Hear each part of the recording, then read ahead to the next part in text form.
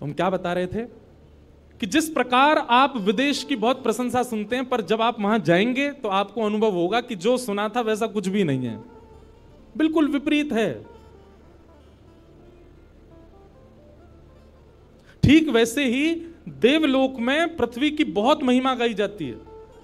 ये देवता आपस में बैठे बैठे हम आप सबकी बड़ी महिमा गाते हैं, बोले इंसान कितने भाग्यशाली, इनको दर्शन करने के लिए बद्रीनाथ, केदारनाथ, वृंदावन, श्रीनाथ द्वारा दक्षिण में चले जाओ, तिरुपति बालाजी, वैष्णो देवी उत्तर भारत में, अमरनाथ, कितने सारे दर्शन के स्थान हैं। ये जब जहां चाहें जा सकते हैं, जब चाहें कथा सुन सकते हैं, जब चाहें अपने गुरुदेव के स्थान पर जा सकते हैं। इनके लिए कितने सौभाग्य की बात है, क्योंकि देवता सब जगह नहीं जा सकते, देवताओं के लिए प्रतिबंध है सब जगह जाना। नारद जी महाराज ने सोचा इतनी पृथ्वी की महिमा है तो मैं देख के तो आऊं पृथ्वी है कैसी। लेकिन नारद जी कहते हैं मैं पृथ्वी पर आया और पृथ्वी आकर के मैं सब जगह घूमा, पर जैसा मैंने सुना था वैसा मुझे कुछ नहीं मिला। आज आप पृथ्वी पर मानवों की जिस स्थिति को देखते हो, 5000 वर्ष पहले नारद जी ने वो सब लिखा है यहां पर। नारद जी कहते हैं पृथ्वी कैसी है, बोले सत्यम नास्ति तप शौचम दया दानम न विद्यते उदर भरिणो जीवा बकार कूट भाषिण। बहुत सावधानी से सुनो, नारद जी कह रहे हैं पृथ्वी कैसी है, बोले सत्यम नास्ति, सत्य नहीं बोलते यहां के लोग। बंधुओं आप यदि काउंट करें अपना हर दिन, आप महीने के 30 दिन काउंट कीजिए कि मैंने ऐसा कौन सा दिन निकाला जिस दिन मैंने झूठ ही नहीं बोला हो। मुश्किल से 4 या 5 दिन निकल करके आएंगे 30 में से। हर दिन हम झूठ बोलते हैं, हर दिन असत्य भाषण करते हैं। और असत्य के भी बहुत रूप हैं, किसी से बोलना ही असत्य नहीं होता। हम स्वयं के साथ भी जब असत्यता करते हैं, अपने साथ भी अपने आप को जबरदस्ती धकेल रहे हैं संसार के विषय में, यह भी तो असत्य है। हम हर दिन असत्य बोलते हैं, तो सत्यम नास्ति। नारद जी कह रहे हैं यहां के लोग सच बोलते ही नहीं है। दूसरा नारद जी ने क्या देखा पृथ्वी पर, बोले तपह नास्ति, भजन नहीं करते हैं। क्या करते हैं, बोले दिखावा, आडंबर। जितने भी भक्ति पथिक यहां बैठे हैं, एक बात हमारी बहुत ध्यान से सुनिए, जिस दिन आपके भजन में आडंबर आ गया उसी दिन ठाकुर जी दूर हो जाएंगे। आपने एक बार भी यह विचार कर लिया कि मैं ऐसा करूं जिससे 4 लोगों को दिखे कि ओहो ये तो बड़ा भक्त है, उसी दिन ठाकुर जी दूरी बना लेते हैं। यह आडंबर है। कभी भी इस भावना से कुछ नहीं करना है। ना कथा इस भावना से व्यास को करनी चाहिए, ना सेवा इस भावना से सेवार्थी को करनी चाहिए, ना नाम जप इस भावना से नाम जापक को करना चाहिए। जैसे काउंटर भी कई लोग रखते हैं, बहुत ज्यादा काउंटिंग्स उसमें बढ़ जाती है, तो फिर संतों को दिखा भी देते हैं, महाराज जी 35,000 नाम हो गए सुबह से अभी तक। क्यों? आपकी भक्ति में जिस दिन प्रदर्शन आ जाएगा ठाकुर जी उसी दिन कोसों दूर चले जाएंगे। इसलिए प्रदर्शन नहीं, दर्शन में रहो।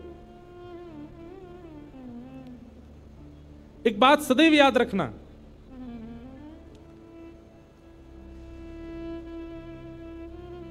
धन और विद्या जितनी बांटोगे उतनी बढ़ेगी। प्रेम और भजन जितना छुपाओगे उतना बढ़ेगा। विद्या का यदि आपने विस्तारीकरण नहीं किया, बांटा नहीं, तो विद्या आपकी खराब हो जाएगी। ऐसी धन, बहुत धन हो जाए और आप उसको जमा करते जाओ, कहीं दो मत, तो धन भी खराब हो जाएगा। कैसे खराब होगा? आपके परिवार की मति बिगाड़ देगा, वो गलत जगह पर उसको खर्च करने लग जाएंगे। प्रेम और भजन ये भी छुपा के करना चाहिए। प्रेम का ढिंडोरा पीट दिया, निश्चित है कि प्रेम आपका नष्ट हो जाएगा। ऐसी भजन यदि आपने दिखा दिया कि आप क्या करते हैं, कितना करते हैं, कैसे करते हैं, तो आपका भजन भी नष्ट हो जाएगा। इसलिए इन 2 चीजों को गुप्त रखना है, प्रेम और भजन।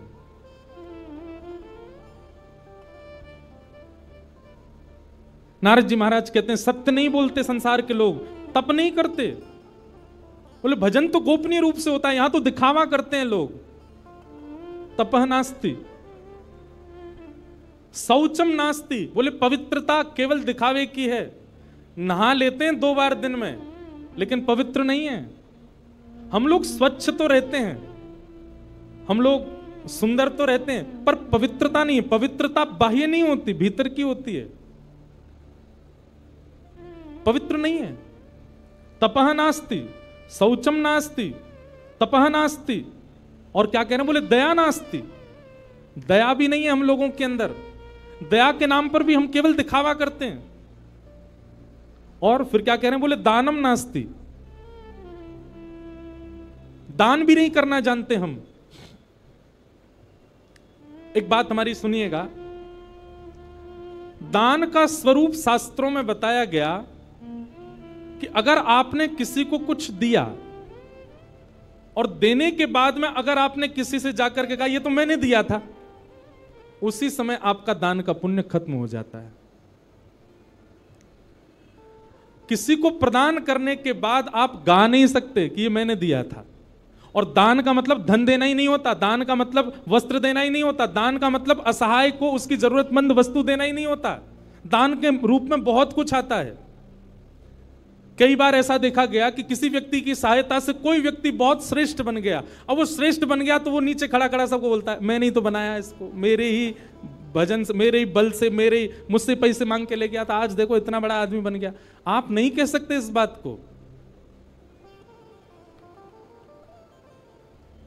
आपसे वस्तु जैसे ही किसी के पास जाती है, अगर वो दान का स्वरूप है तो आप उसको अपना कभी नहीं बता सकते। आपने जिस दिन उसको अपना बताया उसी दिन आपका पुण्य नष्ट हो जाता है, क्षीण हो जाता है। तो दानम नास्ति, हमारा तो काम ही है कि जब तक फोटोग्राफर नहीं हो तब तक दान ही नहीं करते। जब तक कहीं बता ना दें, सोशल मीडिया अपडेट ना कर दें, तब तक दान नहीं होता। थोड़ा गोपनीय रखो अपने आप को। दानम नास्ति। और फिर क्या कह रहे हैं, बोले केवल एक ही चीज के लिए हम सब लोग भाग रहे हैं। बोले क्या, उदर भरिणो जीवा, हमारा एक ही उद्देश्य है। बोले क्या, ऐसा कुछ करना है जिससे हमको भोजन मिल सके। उदर भरने की शिक्षा ही हम पा रहे हैं, उदर भरने के लिए ही मेहनत कर रहे हैं, उदर भरने के लिए पूरा दुनिया भाग रही है। अंत तो गत्वा, हमारी गति क्या है, बोले कुछ मिलना चाहिए, पेट में जाना चाहिए, बस इसी के लिए ही कर रहे हैं। आप ऐसा नहीं कह रहा हूं कि मैं इसके लिए नहीं जीना है, पर हमारा उद्देश्य केवल यही है। कई लोगों को तो इतनी भूख लगती है, वो बात बात पर केवल उनको यही चिंता है कि खाना क्या है।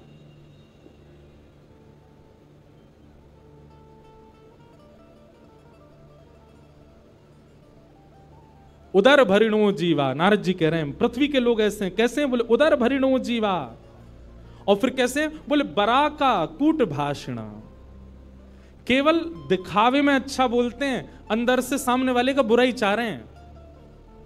बस दिखावे में बोल रहे हैं कि आप अच्छे रहो, आपका ये काम बने, आपकी बिटिया बढ़िया रहे, आपके पुत्र बढ़िया रहे, पर भीतर से सब आपका अनित ही चाहते हैं।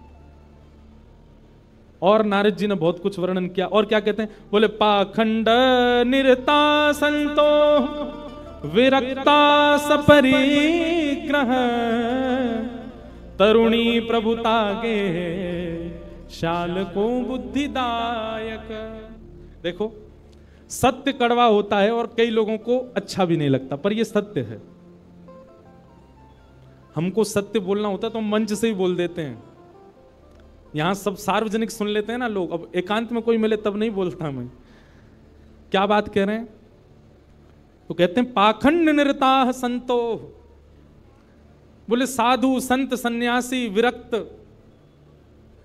ये भी संत इसलिए बने ताकि उसके रूप में आके पाखंड कर सकें।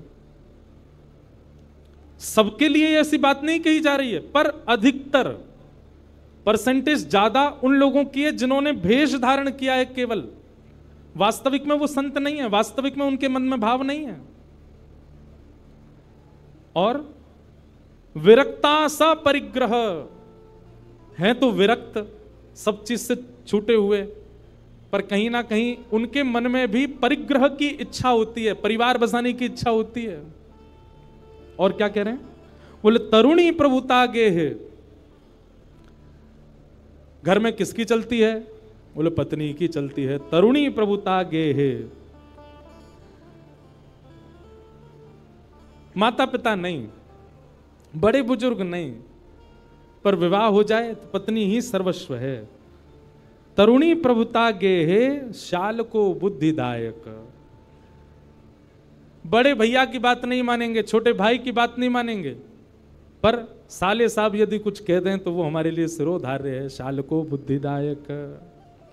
नारद जी ने इस प्रकार अब बहुत सारी बातें यहां बताई हैं, सबके बारे में सत्य बता दिया। बोले विवाह नहीं होता है, कन्या विक्रय होता है, वर विक्रय होता है। बेटा को इसलिए नहीं पढ़ा रहे हैं कि तू पढ़ लिख के विद्वान बन, इसलिए पढ़ा रहे हैं तो पढ़ लिख के अच्छा बनेगा तो विवाह में हम इतनी मांग कर सकते हैं। ये सब नारद जी पहले ही बता रहे हैं। नारद जी कहते हैं पृथ्वी पर घूम करके मेरा मन बहुत अशांत हो गया, यहां के लोग तो बड़े विचित्र हैं। तभी नारद जी कहते हैं बाकी सब बात छोड़िए, सब जगह भ्रमण करता करता करता जैसे ही मैं वृंदावन गया, वृंदावन में मैंने एक आश्चर्य देखा। क्या? बोले एक युवती, एक परम सुंदरी कन्या यमुना जी के तट पर बैठी है और उसकी गोद में 2 वृद्ध लेटे हैं। उस कन्या से मैंने जब पूछा कि तुम कौन हो, तो उसने अपना परिचय दिया कि मैं भक्ति हूं, और मेरी गोद में जो ये 2 वृद्ध हैं ये दोनों ज्ञान और वैराग्य, ये मेरे पुत्र हैं। मैंने उसको पूछा तुम युवा हो और तुम्हारे पुत्र वृद्ध, ये कैसे हो सकता है? तब उसने बताया, बोले संसार के लोग भक्ति करते हैं पर ज्ञान और वैराग्य शून्य रहते हैं।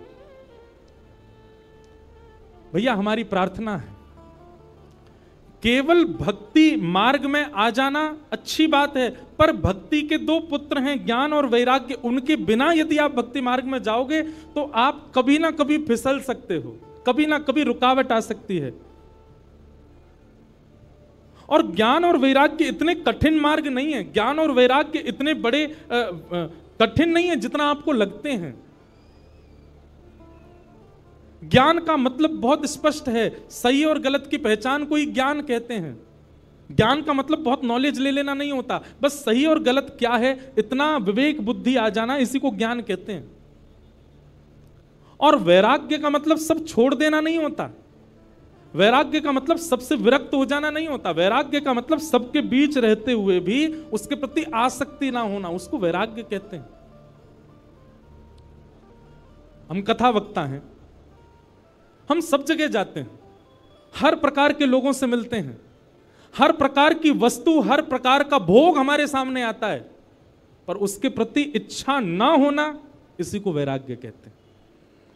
विदेश भी जाते हैं, सब जगह घूमते हैं, जो एक भोगी व्यक्ति, संसारी व्यक्ति कर सकता है वो सब हमारे सामने भी प्रस्तुत होता है, पर सामने प्रस्तुत होते हुए भी उसको ना करना, यही वैराग्य है। सूरदास जी की पंक्ति में हर कथा में गाता हूं, तजोरे मन हरि विमुखन को संग, जाके संग कुमति उपजत है, जाके संग कुमति उपजत है, पड़त भजन में भंग,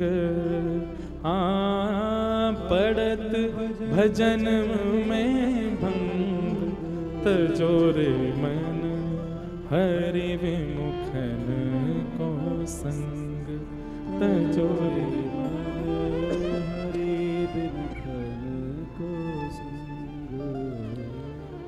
उन सब भावों का, उन सब वस्तुओं का त्याग करना है जिनसे ठाकुर जी की भक्ति कम होती है। प्याज और लहसुन खाना पाप नहीं है, आपको नरक नहीं जाना पड़ेगा उसके बदले, पर अगर आपके चित्त में प्रेम भक्ति है और आप इन तामसी वस्तुओं का यदि बहुत सेवन करते हैं तो प्रेम लक्षणा भक्ति कम हो जाएगी। आपके मन में त्याग की स्थिति है, आप बहुत जल्दी डिटैच हो जाते हैं चीजों से, लेकिन आप तामसी वस्तुओं का सेवन करते हैं तो आपके डिटैचमेंट की जो स्थिति है वो नष्ट होती चली जाएगी। साधक स्थिति, भक्त स्थिति हमारी कम होती है इन सब वस्तुओं के सेवन, इसलिए उसको मना किया गया। वो सब भाव वर्ज्य बताए गए हैं भक्ति मार्ग में जिनसे ठाकुर जी की प्रेम लक्षणा भक्ति कम होती हो। इसलिए उन्हीं भावों में हम पैंट पहन के क्यों नहीं करते कथा, हम टी शर्ट पहन के क्यों नहीं आते कथा में, बगलबंदी क्यों पहनते हैं, धोती ही क्यों पहनते हैं। ठाकुर जी की प्रसादी बनाने वाले को भी हम यही क्यों कह रहे हैं कि धोती पहन के बनाओ। हम आप लोगों से भी क्यों निवेदन कर रहे हैं कि कम से कम तिलक लगाओ, कंठी माला गले में धारण करो। ये वैष्णव वेश धारण करने से भी आपका संग सुधरता है, आपका मन सुधरता है, आपकी भावना शुद्ध होती है, तामसिकता से आप बचते हो। इसलिए बहुत जरूरी है ये सब। तो वैराग्य का मतलब सब छोड़ देना नहीं होता, वैराग्य का मतलब सबके बीच रहते हुए भी उसके प्रति आसक्ति ना होना, इसको वैराग्य कहते हैं। ये भक्ति के दो पुत्र हैं, ज्ञान और वैराग्य। जब तक ये चित्त में नहीं आएंगे भक्ति महारानी प्रसन्न नहीं रह सकती, इसलिए इन दोनों को चित्त में धारण करो। नारद जी महाराज ने देखा कि ज्ञान और वैराग्य दोनों वृद्ध हो गए, तो नारद जी महाराज ने प्रयास किया कि ज्ञान और वैराग्य को युवा कैसे किया जाए। संतों से पूछा लेकिन कोई भी इसका प्रमाणित उत्तर नहीं दे पाए। तब नारद जी महाराज आज सनत कुमारों से पूछते हैं कि भक्ति के पुत्र ज्ञान और वैराग्य युवा कैसे होंगे, कृपा करके मुझे बताओ। बहुत सावधानी से सुनना, भक्ति हम सबके चित्त में है पर ज्ञान वैराग्य पुत्र नहीं है हमारे पास। भक्ति के पुत्र वो कैसे आएंगे, उसी का उपाय यहां पर सनत कुमार बता रहे हैं।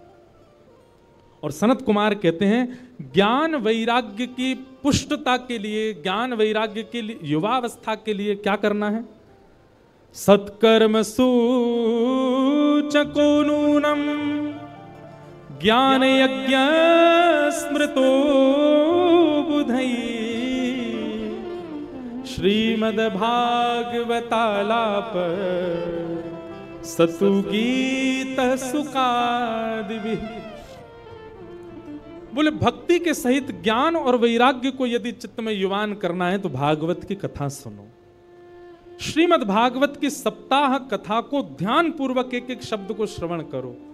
सप्ताह पूर्ण होते क्या होगा, आपके चित्त में भक्ति के पुत्र ज्ञान और वैराग्य दोनों युवा हो जाएंगे, विवेक बुद्धि जागृत हो जाएगी, सही गलत में पहचान अपने आप प्रकट हो जाएगी, अपने आप डिटैच होना शुरू कर दोगे। देखिए डिटैचमेंट का मतलब केवल किसी वस्तु व्यंजन व्यक्ति से दूर हो जाना नहीं होता।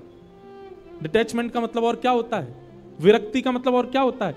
आपके घर में कुछ ऐसी वारदात हो गई, भगवान ना करे कुछ हो, ऐसा कुछ हो गया जिसके कारण आप बहुत विचलित हो गए। विचलित आप कब होगे, परेशान आप कब होगे, जब आपके चित्त में विरक्ति नहीं होगी। लेकिन कथा आपको ऐसा बना देगी कि फिर चाहे जीवन में जो हो जाए, आपकी लाइफ के साथ चाहे जो कुछ हो जाए, आप उससे टूट नहीं सकते, आप उससे परेशान नहीं हो पाओगे। व्यक्ति टूट जाता है, गिर जाता है, बिखर जाता है और फिर कोसता है ठाकुर जी को, मेरे साथ ये क्या हो गया। ये वही व्यक्ति करता है जो आध्यात्मिक नहीं है। लेकिन आध्यात्मिक व्यक्ति कभी टूटता नहीं, कभी बिखरता नहीं, कभी परेशान नहीं होता। वो अपनी जीवन में आने वाली परिस्थितियों से जूझना सीख जाता है और ये भागवती सिखाती है उसको। सुदामा जी महाराज के जीवन में नहीं आई थी, बहुत विषम परिस्थितियां आई। मीराबाई के जीवन में नहीं आई, बहुत विषम परिस्थितियां आई। अरे कहां तक कहें, जिस पति से विवाह हुआ मीराबाई का, बस वे ही एक सपोर्टर थे उनके ससुराल पक्ष में, और कोई सपोर्ट नहीं करता था मीराबाई को। वे भी कुछ महीनों बाद ही भगवत धाम चले गए, अकेली मीराबाई रह गई अपने परिवार में। लेकिन फिर भी कभी टूटी नहीं मीराबाई, अपने ठाकुर जी की भक्ति करती हैं। राणा ने, उनके देवर ने जब राजपाट संभाला मेवाड़ का, तो मीराबाई के लिए बोले कि ये बहुत चरणामृत पीती है, इसको विष पिला दो। विष भेज दिया, विष तक पान किया। ठाकुर जी को हरण करवाने के लिए ना जाने क्या क्या किया। मीराबाई के चरित्र पर, मीराबाई के उनके स्वभाव पर, उनके चरित्र पर उंगली उठाने के लिए मन चले लोगों तक को भेजा उनके कक्ष में, पर मीराबाई कभी टूटी नहीं, लड़ती रही, क्योंकि उनका विश्वास प्रगाढ़ है। उनकी भक्ति इतनी चित्त में जागृत हो चुकी है कि वो इन सब परिस्थितियों से परेशान नहीं होते। एक बात कहें, साधक की, भक्त की परेशानी ये नहीं होती कि मेरी जॉब नहीं लग रही है, या मेरे पैसे मैं इतने नहीं कमा पा रहा, बच्चे मेरी सुन नहीं रहे, या मेरे मन चाहे काम नहीं बन पा रहे। उसकी परेशानी का एक ही काम होता है, एक ही कारण होता है, क्या? वृंदावन जाने का मन हो रहा है, जा नहीं पा रहा, कथा सुनने का मन हो रहा है, मैं पहुंच नहीं पा रहा, सेवा करने की बहुत इच्छा हो रही है पर ठाकुर जी सेवा करा नहीं रहे। उसकी यही पीड़ा रहती है। मीराबाई की पीड़ा ये नहीं है कि उनकी ननद, उनके देवर, उनकी सास, उनका पूरा परिवार उनका विपक्षी है। उनकी पीड़ा केवल यही है कि नाथ, मैं वृंदावन कब जाऊंगी, मैं आपके उस धाम का दर्शन कब करूंगी।